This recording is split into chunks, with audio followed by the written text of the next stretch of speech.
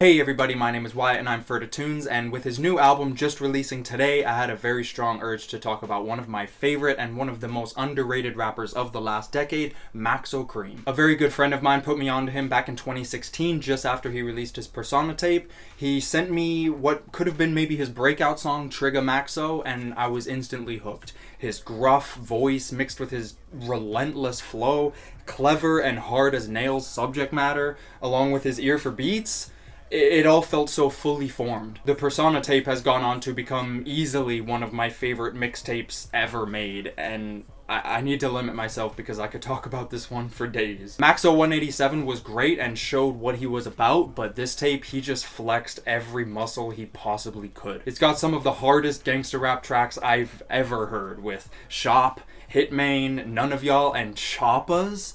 Choppa's one of the most disrespectful intros I've ever heard. Just brutally, disgustingly hard. Maxo started flexing his versatility too, rapping over even a cloud rap beat on the song G3, which was another big hit for him, another one I really fell in love with. But with songs like Cairo and Come and Dine, just had that old school southern flavor, and if it wasn't for Maxo's consistency in subject matter, you would have thought these songs were by a completely different artist. Especially coming off of Maxo 187. Like, God, that tape is really hard as nails, but the tight grooves and the hooks here are unimaginably catchy, and they show off some of Maxo's storytelling, which he would really pull out all the stops for in future songs. These tracks also showed off a more light-hearted, fun side to his sound, which brings us to his debut album, Punkin. I personally felt Maxo kind of split himself in two on this album, shooting for a slightly more accessible sound while keeping more than enough grittiness and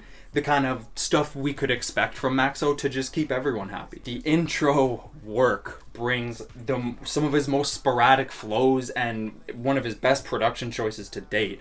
The track is bouncy, fun, hustler music, and the beat switch just had me transcending the first time I heard it.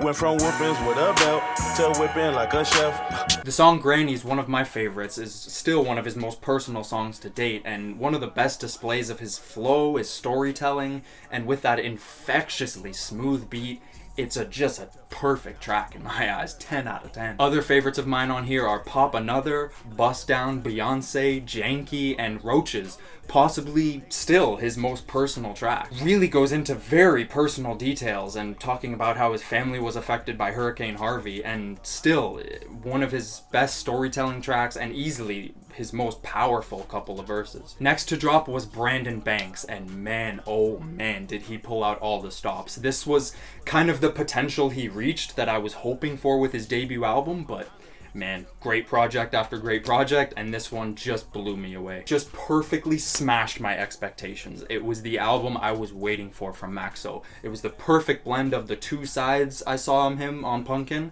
Every track knowing what it's about and presenting themselves fully formed. With songs like Relay, She Live, 3 AM, and Brothers, his versatility was on full display, but it doesn't come across as an all-over-the-place type of project at all. The intro track, Meet Again, being right on par with Granny's for probably my picks for his two best tracks, and another very personal one going into stories about his friends and family being incarcerated and him dealing with that.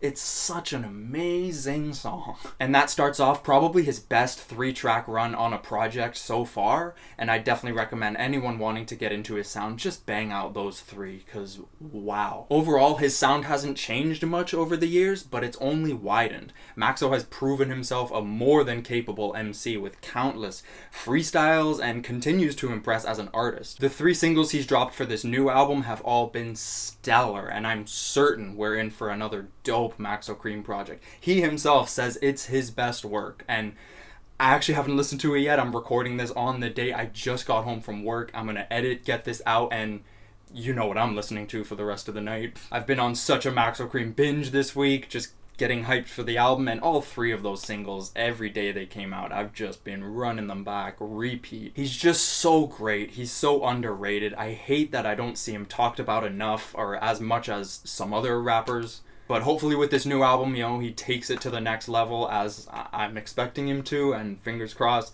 I really, I have a lot of faith in Maxo. Like, I would bet money that this is going to be a great fucking album. So thanks so much for watching. Stop sleeping on Maxo. Go stream that new album. Join the Discord if you want to talk a bunch of cool music with a bunch of cool people. All the links down below. Follow me on Instagram, Twitter, all that good stuff. And we'll see you in the next one. I got a lot of stuff coming this week. Sorry to keep y'all waiting. Much love.